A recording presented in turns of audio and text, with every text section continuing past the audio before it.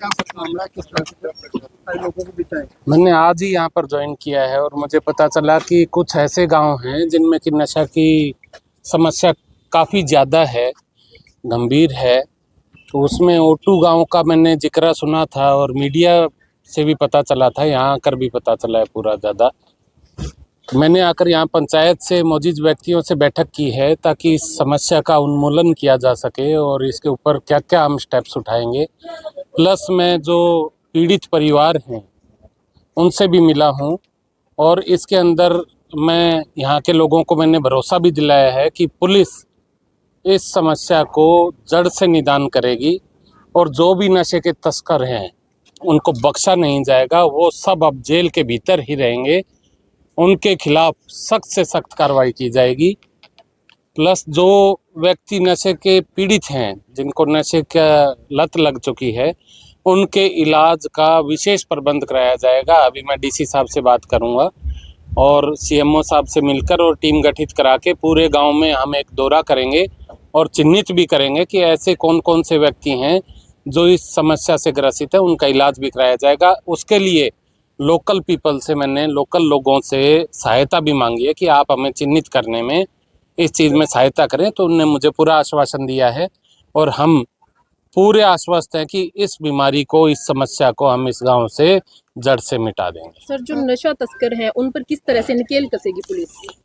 देखिए मैडम, नशा तस्कर का तो एक ही इलाज है कि उसे जेल के भीतर रखा जाए और साथ में जो उसने अवैध स्रोतों से अपनी कमाई करी है, नशे का जहर बेच के जो उसने कमाई करी है, उस कमाई को जब्त किया जाए, उसकी प्रॉपर्टी को जब्त किया जाए नियमानुसार और उसको दूसरे बदमाशों के लिए भी एक सबक बनाया जाए कि भविष्य में कोई ऐसी हिम्मत ना कर सके कि अपने ही समाज के, अपने देश के लोगों को वो जहर बांट सके। सर, पुलिस पर बार बार आरोप लगते रहे हैं कि पुलिस जो शाम को छोड़ देती है अपराधी को पकड़कर, उसमें बड़ा लोगों में कहीं ना कहीं रोष है इस चीज को लेकर। देखिए, यदि किसी का रोल मिलेगा तो उसे किसी भी सूरत में बख्शा नहीं जाएगा, ये मैं आपको भरोसा देता हूँ। सर, पिछले दिनों भी रानिया में 7-8 वार्ड में चिन्हित करके पुलिस नाका भी परमानेंट लगाया गया एसपी साहब द्वारा, लेकिन 2 वार्ड में पूरा शहर जो नशे की ग्रस्त में है, कहीं ना कहीं लोगों में ये भी है कि बाकी एरिया को क्यों छोड़ दिया जाता है? नहीं, पूरे एरिया को, मेरे लिए सिरसा जिला मेरा खुद का जिला है और मैं इसके लिए प्रतिबद्ध हूँ कि मैं इस एरिया को नशा मुक्त करने के लिए पुरजोर प्रयास करूँगा और इसका नशा उन्मूलन में पूरा जो मैं कर सकता हूँ वो करूँगा और लोगों को नशे से मुक्त कर। सर, नशा करने वाले लोग चोरियों की वारदातों में अंजाम दे रहे हैं, कहीं ना कहीं जो हथियार लेकर नुकसान पहुंचा रहे हैं लोगों को, उन पर कैसे निकल कसी है? जो क्राइम करता है, देखिए उसकी जड़ होती है कुछ ना कुछ, और उस जड़ के अंदर कहीं ना कहीं मुझे ये लग रहा है कि सिरसा जिला में नशे की प्रॉब्लम तो है ही। यदि व्यक्ति नशे से मुक्त हो जाएगा, इस समस्या से ग्रसित नहीं होगा, तो वो अपनी मेहनत करके रोजी रोटी कमा सकता है। जो उसके दिमाग को नशा अपनी जकड़ में ले लेता है, वो जकड़ से वो छूट सकता है और देश के काम आ सकता है, अपने परिवार के काम आ सकता है। सर, नशे के साथ साथ चोरी की वारदातें लगातार बढ़ रही हैं, उस पर किस तरह से? उसके ऊपर अभी हम स्ट्रेटजी बनाएंगे, मैंने आज ही ज्वाइन किया है और इसके अंदर आपको जल्द ही परिणाम भी दिखेंगे। सर, क्या कुछ चेतावनी देना चाहोगे नशा तस्करों को? नशा तस्करों के लिए एक ही चेतावनी है कि इस गलत धंधे को तुरंत छोड़ दें या फिर इस देश को छोड़ दें। सर, पुलिस किस तरह अभियान चलाएगी नशा तस्करों के खिलाफ? के लोग जो है पुलिस डरते हैं शिकायत देने के, वो ना डरे। देखिए, मैंने अपना खुद का नंबर दिया है यहाँ पर ताकि लोगों में भरोसा बन सके और उनसे मैंने रिक्वेस्ट भी की है कि यदि आप कोई सूचना देंगे मेरे नंबर पे दीजिए और आपका नाम कहीं उजागर नहीं होगा। दूसरा, यदि एक और भी बात मैं कहना चाहूँगा, किसी के घर में कोई नशे से पीड़ित है तो वो व्यक्ति खुद पीड़ित है, वो हमारा मुलजिम नहीं है। तो यदि उसके परिवार वाले उजागर करते हैं कि ये व्यक्ति नशा करता है, तो हम उसे कोई किसी किस्म का परेशान नहीं करते, बल्कि मैं उसकी मदद करेंगे ताकि वो इस समस्या से बाहर आ सके। बाकी जहाँ तक नशा तस्कर का सवाल है, उसको हम नहीं छोड़ेंगे। थानों चौकियों में स्टाफ की बड़ी कमी है, कहीं ना लोगों को नहीं, कोई कमी नहीं है जी, पूरे हैं। और मैं तो ये कहता हूँ आपको, हमारा एक जवान एक गांव के लिए पर्याप्त है। कोई दिक्कत नहीं। डीआईजी साहब ने देखे कि पुलिसकर्मी जो है थैंक यू प्लीज जैसे शब्दों का इस्तेमाल करें, क्या लगता है पुलिस का रवैया चेंज होगा? देखिए बिल्कुल होगा, और इसमें काफ़ी हद तक बदलाव आ भी चुका है। जैसे आप ही बात कर रहे हैं तो आप समझ सकते होंगे कि आपके साथ भी या किसी भी पब्लिक के व्यक्ति के साथ, अभी मैंने भी यहाँ पे बैठक की, तो उसके साथ पूरी इज्जत के साथ पेश आया जाएगा। सर आज आप कार्यभार ग्रहण करते समय उसी दिन ऑटो में आए हैं। हाँ क्या जी। यही वजह है कि जो हमारे एसएचओ रानिया के थे दिनेश कुमार जी, वो पुलिस लाइन हाजिर हुए हैं? तो क्या देखिए यही वो विषय है? लाइन हाजिर तो कल के ही हो चुके, हाँ जी, उनको पिछले एसपी साहब ने कर दिया था। ओके। बाकी यहाँ पर आने के पश्चात जो उसके खिलाफ कार्रवाई भी की जाएगी और उनको लाइन हाजिर के साथ सस्पेंड भी किया गया है। का मेरा मल्टी प्रोंग्ड उद्देश्य है। नशे के ऊपर कार्रवाई 3 तरीके से संभव है, जो मैंने अब तक अपने एक्सपीरियंस में पाया है।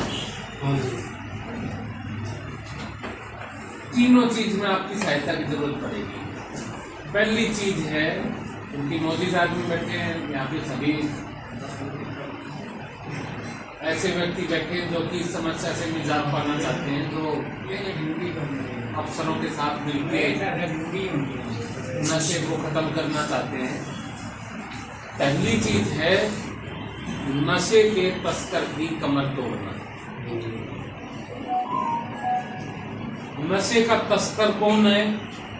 कौन गोली सप्लाई करता है, कौन इंजेक्शन सप्लाई करता है, कौन अफीम देता है, कौन चिट्टा देता है, मैं तो आज ही आया हूँ, पता कर लूंगा। यदि आप सहयोग करेंगे तो बहुत अच्छे तरीके से कर दूंगा।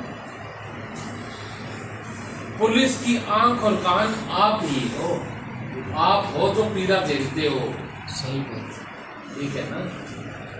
अफसर आता है जाता है, लेकिन जो अफसर दिन से काम करे वो ये चाहता है कि मेरे अपने लोग हैं ये कष्ट ना पाए। तो आपके साथ बैठ के मैं इस विषय पे चर्चा करूंगा। पहला तो जो नशा बेचते हैं, समाज के दुश्मन है, देश के दुश्मन है, और वो इंसान नहीं, वो सब राक्षस हम मिल सकते हैं उनको, वो किसी के सगे संबंधी नहीं। यदि आपको भी किसी का पता हो तो बता जरूर देना, क्योंकि जो नशे का सौदागर होता है वो खुद नशा बहुत कम करता है, करता ही नहीं, बेचता है। बेचने के बदले पैसे ले रहा है, पैसे लेके क्या करता है, कहीं कोठी की बनाएगा, कहीं गाड़ी खरीदेगा बड़ी, और आपको क्या देगा उस पैसे के बदले? जहर। उस जहर का अंजाम जो नशा करता है क्या होगा? बहुत ही दुखद और दर्दनाक मौत। तो हमें ऐसी ये जो काली भेड़ है, ये जो भेड़ भी नहीं, मैं तो इनको कहूँगा ये शैतान है, इन शैतानों को चुन चुन के और खत्म करना है। इनकी जगह सलाखों के पीछे है, इनकी जगह हमारी सोसाइटी में नहीं है। दूसरी चीज, जो नशा करता है उसे मैं ये मानता हूं वो पीड़ित है, वो बदमाश नहीं। वो तो आपकी तरह, भी आम आदमी की तरह एक ऐसा व्यक्ति है जिसको किसी ने फंसा लिया इस दलदल में, और उसका इलाज यदि हो जाए, उसको सपोर्ट मिल जाए, उसको लोगों का साथ मिले, तो वो इस चीज से बाहर निकल सकता है और देश के लिए, समाज के लिए, अपने परिवार के लिए प्रोडक्टिव काम कर सकता है, काम आ सकता है। तो यदि ऐसे भी आदमी यहाँ पे, मुझे जो आते ही सुनने को मिला भी इस गांव में बड़ी समस्या, सबसे पहले आपके गांव में आया हूँ, तो ऐसे व्यक्तियों की लिस्ट बन जाए, सीएमओ साहब से मिलके, डीसी साहब से मिलके उनका निःशुल्क इलाज कराएंगे, ताकि वो दोबारा से मुख्यधारा से जुड़ सके, अपने बच्चों से, अपने परिवार से जुड़ सके। जिस चीज की वो गिरफ्त में चले गए हैं उस गिरफ्त से बाहर आ सके, नहीं तो कालांतर में कुछ समय के बाद उनका दुखद होगा, और वो आप में से ही किसी के रिश्तेदार भी होंगे, किसी के सगे भी होंगे, उनको हमें बचाना है।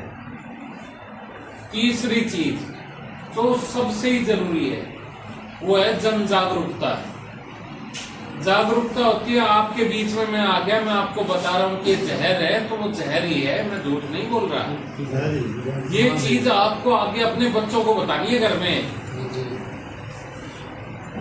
बच्चों को बताओ, अपने दोस्तों को बताओ, अपने पूरे परिवार में, समाज में, खानदान में सबको बताओ कि इस चीज से बच लो भाई। इस चीज में जो फंस गया बहुत बुरा अंजाम होता है।